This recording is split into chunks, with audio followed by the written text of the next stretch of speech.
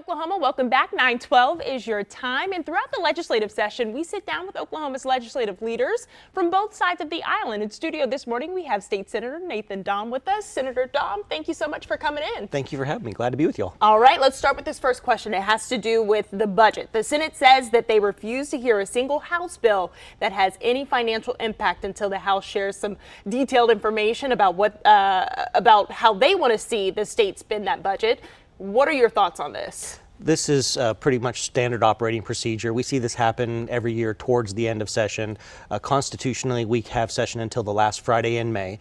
So usually the budget negotiations are kind of finalized at the beginning of May. So around April, we start seeing this where different people are vying for different positions and talking about what that actually looks like. Obviously, the House and the Senate, they're responsible for the main portion of the budget, but the governor has a lot of input as well because the governor can veto the budget.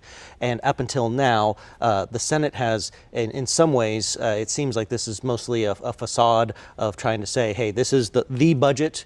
Well, that's not realistic when you have the entire House of Representatives that you have to negotiate with as well, when you have the governor that you have to negotiate with. So the Senate has proposed a budget. There's a lot in there that I oppose in that budget as well. We've seen in the last decade that our budgets have grown. I mean, 10 years ago, the amount of money that we as a legislature appropriated was $6.5 billion. Now they're talking about $10.5 billion. So not exactly doubled, but a $4 billion increase just in what we spend. That's without any money that's going directly to roads and bridges or directly to education or other areas that we never see or never touch. That's without federal money. So our budget has ballooned and has increased substantially.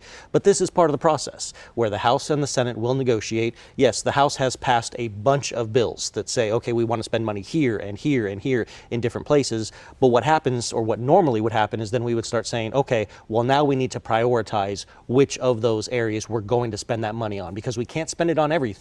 So now we need to prioritize. But we've hit this gridlock a little bit earlier than normal, but that's all a part of the budget negotiation process to get the House and the Senate and hopefully the governor together as well to start negotiating on what that final number will look like when it comes down to the end of session in May. What do you tell Oklahomans that are watching that process pretty closely here and see that you all are right now in that gridlock, but it's a part of the process, right? Again, it is part of the process, but I would say reach out to your state senator, to your state representative, to the governor, and let them know what your priorities are, where you think the state should be spending that money, because we have a lot of money in savings right now, thanks to a lot of the policies that the governor enacted, and the legislature was involved in that as well, of course, but the governor has been very focused on saving money rather than just spending every dime that we have. So we have a lot of savings. That's why we've been able to do tax cuts because of that. And so reach out to your elected officials and let them know what you see as the priority of where we should be spending this money, not necessarily on some of these extra items that are being proposed right now. And talking about taxes there, I do want to ask you about, we are going to see in Oklahoma the state's grocery tax be cut down here this summer. The governor is looking to pass some legislation or sign some legislation rather that would move taxes to, or the state income tax closer to zero, sign legislation that does that. Where are you on this issue when it comes to, are you leaning more towards what the governor wants, or do you have another thought in mind? I'm supportive of lowering all taxes that we can, and I've been very vocal about that. We have, over the years that I've been in the legislature, we have stair-stepped down the personal income tax and the corporate income tax. We have lowered those. We did just pass the bill, as you mentioned, to lower the state portion of the grocery tax. I want people to be very clear on that we still will have the local portion. So you're still going to pay some sales tax on your groceries, but we eliminated the state portion. But that does, like you said, that doesn't go in until the end of summer. Now, we could have eliminated that right away. There was the opportunity for us to put that into effect to where it would be gone right now. But when that came, and the House had passed that actually several years ago, and so we could have eliminated it previously with that House bill. But there was delays in it. The Senate leadership decided not to implement that right now, but that is going into effect. So we have eliminated that, but we can afford to also work towards eliminating the income tax. Absolutely. It was several years ago when taxes were raised to almost $500 million in new taxes.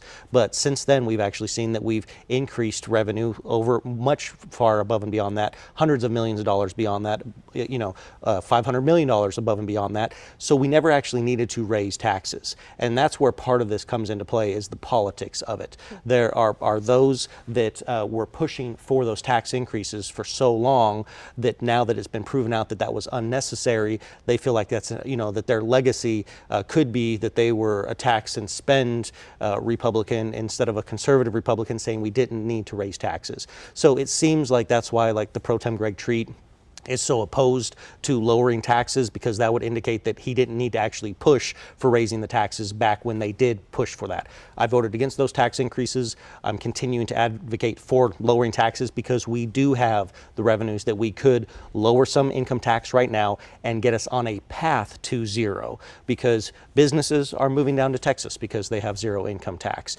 If we had that same opportunity, we could see a huge growth in businesses and individuals coming into the state, because we have a whole lot to offer, but that is one of the negative drawbacks that a lot of businesses, a lot of individuals look at. They're like, well, if I can save my entire paycheck and live just across the state line down in Texas, I'm going to do that. So we are losing businesses and individuals to Texas because of that, and so that is something that we need to look at. And Governor Stitt has been phenomenal in advocating for this and pushing for us to lower the income tax. So I do hope that we will get it done this year. We can do it. It's just a matter of if leadership will allow us to do that. All right, State Senator Nathan Dawn, thank you so much for coming on. Hope to have you on again after the session here wraps up. We're getting close to some deadlines.